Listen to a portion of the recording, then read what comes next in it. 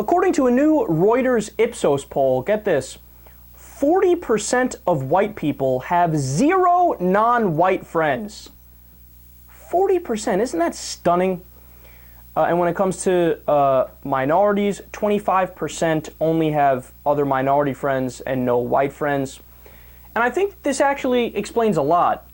So let me tell you a personal story real quick. I grew up in an environment where it was multicultural from day one.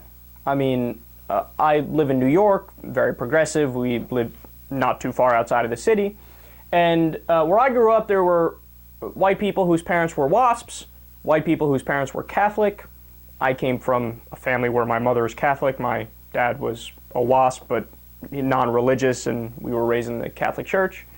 No, I was never touched in a naughty way, thank goodness. Or as Bill Maher says, I'm a little insulted. So there were also African Americans and Hispanics and Asians and everybody you could name. So growing up in that environment mixed with the fact that my parents were not racist, I grew up thinking racism was honestly non-existent. I thought it was dead, I thought it was a thing of the past, until I was in, I think it was 6th or 7th grade, where I first heard something openly racist. And I was like, stunned, like, what? That still exists? I thought that, was gone in 1968 or whatever the case is. That's insane, man, that's crazy, right?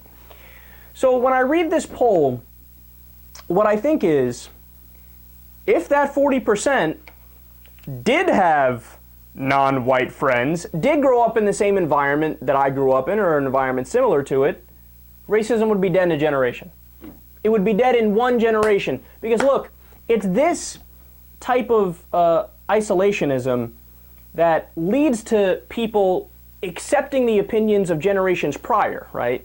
Because usually if you're grown up in an environment where there's not different types of people, then you start thinking that you're better than different types of people, and you dehumanize, and then that gets passed on from generation to generation.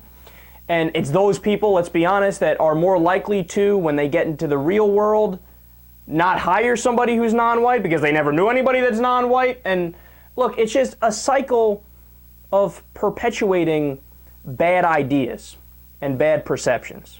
And if we broke that, and had people growing up in the type of environment I just described, I guarantee you racism would not be able to survive. You wouldn't see the pay gap, for example, where black people make 83 cents to the white person's dollar for the same work.